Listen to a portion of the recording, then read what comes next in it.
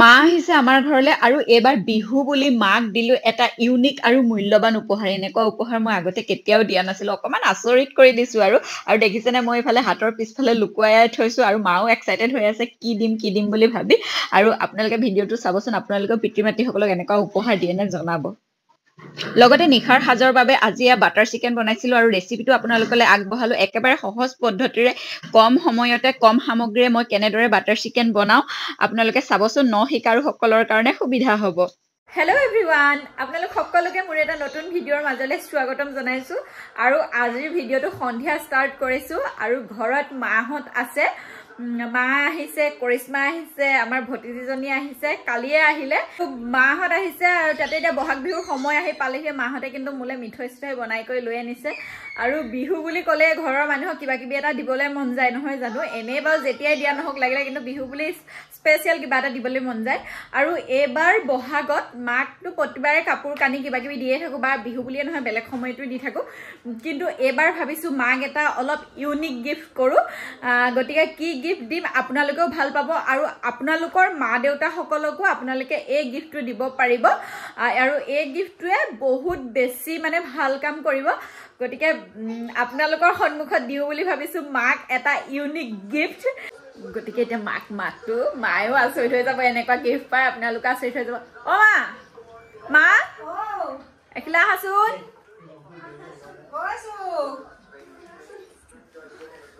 এখিলা বহা বিহুত দিবলৈ কিবা এটা আনি থৈছো কি বস্তু আনিছো কিবা এটা কি বস্তু বা কাপোৰ চাপোৰ নহয় এবাৰ কিবা মাক বিহুত দিবলৈ কিবা এটা আনি থৈছো অ মাতো আহা মোক অকণ কেমেৰাটো ধৰি দিবা মই মাক এটা ইউনিক গিফ্ট দিম গম পাইছা নাই তুমি গম পাইছা নাই নাই পোৱা তুমি গম নোপোৱা হা বিহু বিহু বিহু গিফ্ট মই এটা গিফ্ট আনিছো বেটাক দিয়া নিচিনা লাগিছে মাও ভাবিছে কি দিব এতিয়া কি দিব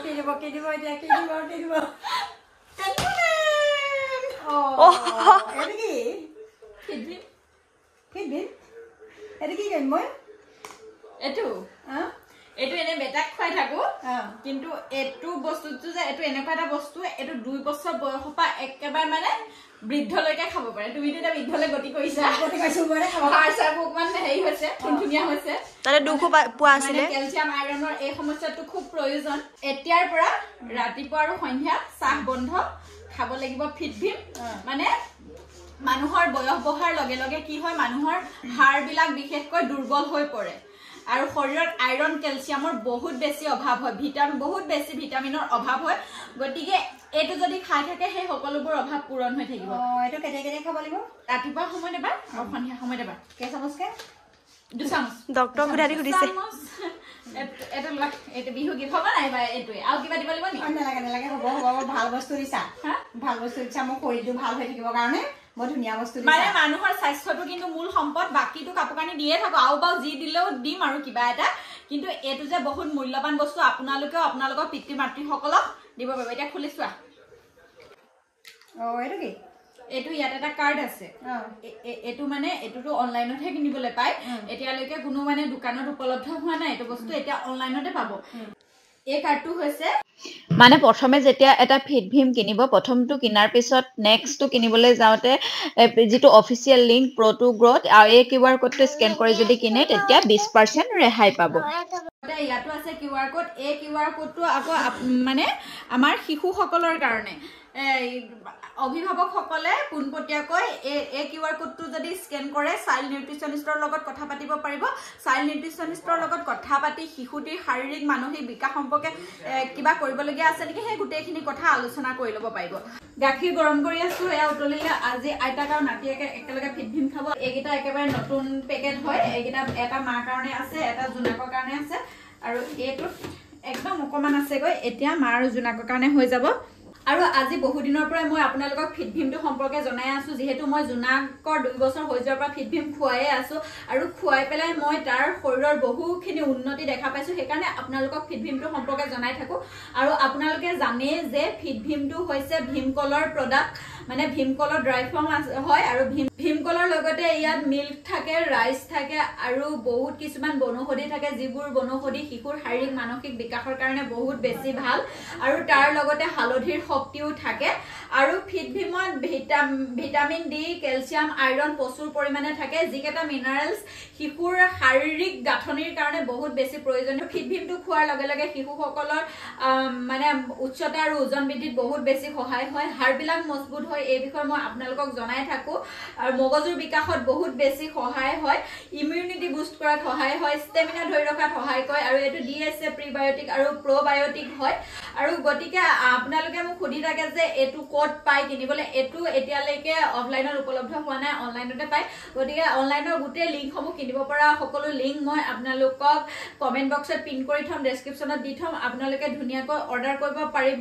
ফিট ভীমটো কেৱল গাখীৰৰ লগতে নহয়, পানীৰ লগতো খাব পাৰি। যদি গাখীৰ নাথাকে তেতিয়াহ'লে পানীৰ লগতে খুৱাব, মানে এটা পৰিমাণত। যদি পানী 190 মিলিলিটাৰ লয় তেতিয়াহ'লে আপোনালোকে 4-5 চামুচ ফিট ভীম দিব।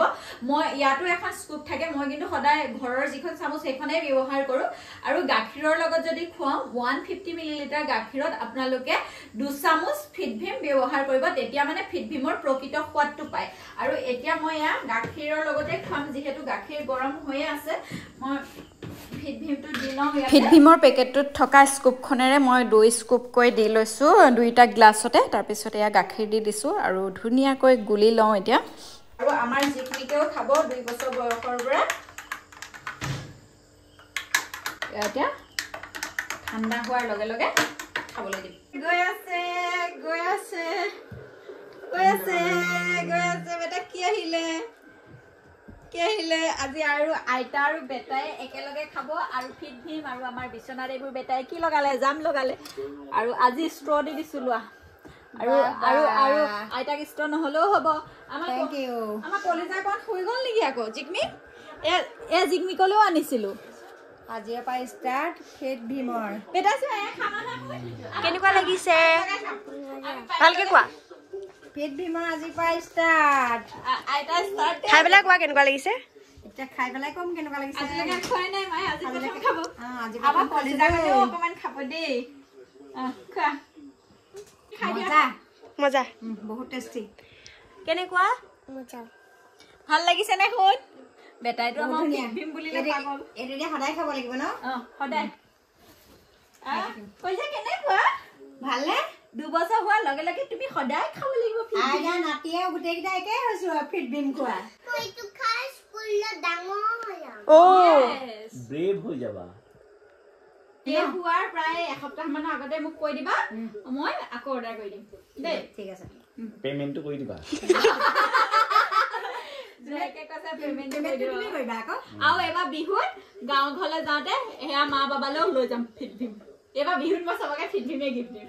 এতিয়া ধুনীয়াকে খাইছে সকলোৱে, মোৰ পেমেণ্ট নকৰো আৰু ময়ো পাকঘৰলৈ যাওঁ ৰন্ধা বঢ়া কৰিব। এতিয়া আহি গলো পাকঘৰলৈ বাটাৰ চিকেন বনাবৰ কাৰণে। বাটাৰ চিকেন বনাবৰ কাৰণে গোটেইখিনি মই ৰেডি কৰি থৈ দিছো আৰু 1 কেজি মাংস মেৰিনেট কৰি থৈ দিছো। আৰু মেৰিনেট কৰি থোৱা প্ৰায় 3 ঘণ্টামান সময় হ'ল, কিন্তু মেৰিনেটৰ সময়ত মই ভিডিঅ'কন কৰা নহ'লে। আৰু ইয়াত মই ব্যৱহাৰ কৰিছো দৈ প্ৰায় 6-7 চামুচমান দিছো। আৰু তাৰ লগতে দিছো জিৰা গুড়ি, ধনিয়া গুড়ি, মানে মাংসত আমি যিটো পৰিমাণত দিওঁ সেইটো পৰিমাণতে। আৰু দিছো গৰম মছলা আৰু মিট মছলা, সেইখিনিয়ে দিছো। ইচ্ছা কৰিলে আপোনালোকে কাশ্মীৰী লাল মিৰ্চো দিব পাৰে কালাৰৰ কাৰণে, কিন্তু মোৰ লগত আজি নাছিলে, নাই দিয়া। সেইকেইবিধ মছলা দিয়ে মই মেৰিনেট কৰি ৰাখিছো। প্ৰায় 3 ঘণ্টামান সময় ফ্ৰিজত ৰাখি থৈছিলো। এতিয়া মাংসখিনি বহাম এইটো কেৰাহীত। আৰু মাংসৰ মছলাটোৰ কাৰণে যিটো বাটাৰ চিকেনৰ মূল গ্ৰেভিটো হ'ব, সেই গ্ৰেভিটোৰ কাৰণে এইখিনি সামগ্ৰীখিনি লৈ লৈছো। বিলাহী এনেদৰে টুকুৰা টুকুৰকৈ কাটি লৈছো, আদা নহৰু আছে, পিঁয়াজ আছে, পিঁয়াজ অলপ সৰহকৈ, আৰু কেইটামান কাজু আছে, আৰু এইখিনি ইলাচি, লং, ডালচেনি। আৰু এতিয়া প্ৰচেছটো খুব খৰতকীয়াকৈ মই আপোনালোকক দেখুৱাবলৈ চেষ্টা কৰিম। আৰু এটা কথা আপোনালোকে সকলোৱে জানে যে বাটাৰ চিকেন বা এনেকুৱা বস্তুবোৰ সদায় ৰিফাইনত বনায়। আমি ৰেষ্টুৰেণ্টত যিবোৰ খাই থাকোঁ ৰিফাইনত বনায়, কিন্তু ৰিফাইনটো আমাৰ শৰীৰৰ কাৰণে বহুত বেছি অপকাৰী। মই কিন্তু সদায় মিঠাতেলতে বনাওঁ, আলহীকো মিঠাতেলতে বনাই খুৱাওঁ। সোৱাদৰ কোনো কাৰণত তাৰতম্য নঘটে। আৰু এয়া চাওক, মই মিঠাতেলে ব্যৱহাৰ কৰিছো। বাকি গোটেই মছলাখিনি ৰেডি কৰি ল'বৰ কাৰণে মই মিঠাতেল দিছো। ইয়াত বেছি দিয়া নাই, ইয়াত কমকৈ দিছো। আৰু লগতে দিম মই ইয়াত অলপমান বাটাৰ, যিহেতু এইটো বাটাৰ চিকেন মূল বস্তুটো বাটাৰ এই নহয় জানো এয়া দি দিলোঁ বাটাৰ এতিয়া মই ইয়াতে মাংসখিনি বহাই দিওঁ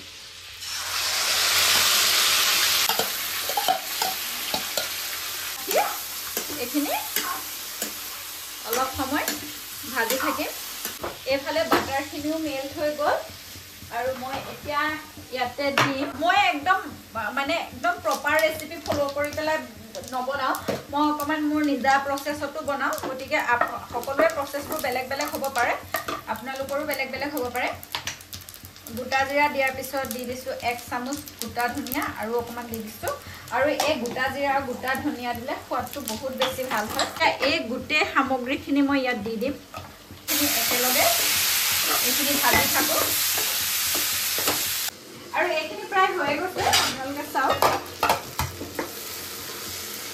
কিন্তু মই ইয়াতে দিম অকণমান এতিয়া চেনি মানে 1 চামুচ আৰু বাটাৰ চিকেনত অকণমান মানে মিঠা সোৱাদটো থাকিলেও ভাল লাগে ইফালে মাংস ইয়াত দেখিছে দৈ মানে গোটেই পানীটো ওলাই গৈছে আৰু এইটোতে ধুনীয়াকৈ সিজি থাকিব আৰু এইখিনি হৈ গ'ল আৰু এতিয়া গেছটো অফ কৰি দিওঁ অফ কৰি লগালগ মই নমাই লওঁ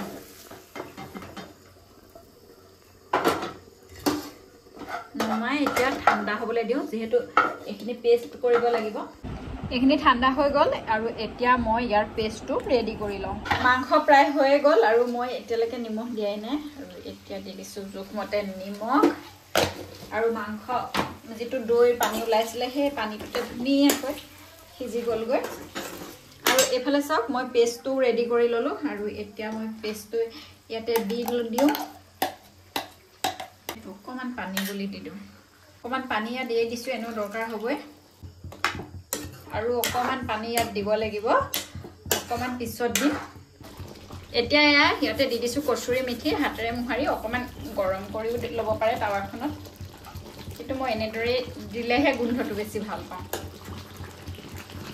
লাষ্টত দিওঁ ক্ৰীম যিটো মষ্ট ইম্পৰ্টেণ্ট আৰু মানে বাটাৰ চিকেনৰ সোৱাদটো যিটোৱে আটাইতকৈ ভাল কৰি দিয়ে ক্ৰীম দি দিলোঁ আৰু ক্ৰীম দিয়াৰ পিছতে ৰঙো সলনি হৈ যায় আৰু ক্ৰীম দিওঁতে সদায় গেছটো একেবাৰে চিমত ৰাখি ল'ব লাগে আৰু এতিয়া মই জোনাক আৰু জিকমিকলে কাঢ়ি লওঁ তাৰপিছত আমালে অকণমান জালুক দিম আৰু অকণমান জলকীয়া গুড়ি দিম কিন্তু সেইটো আৰম্ভণিতে দিব লাগে কিন্তু মই সিহঁতলৈ ৰাখিবৰ কাৰণে শেষলৈকে ইয়াত থ'ব লগা হৈছে বাটাৰ চিকেন ৰেডি হৈ গ'ল আৰু একেবাৰে কম সময়তে ৰান্ধি দেখুৱালোঁ মই আপোনালোকক আৰু একেবাৰে সহজ পদ্ধতিৰে একেবাৰে প্ৰপাৰ ৰেচিপি এইটো বাটাৰ চিকেনৰ নহ'বও পাৰে কিন্তু সোৱাদটো ৰেষ্টুৰেণ্টৰ সোৱাদতকৈ কোনো গুণে কম নহয় এতিয়া আমি নিশাৰ ভাত সাজ খাই লওঁ আৰু আপোনালোকে ভিডিঅ'টো চাই কেনেকুৱা পালে জনাব গতিকে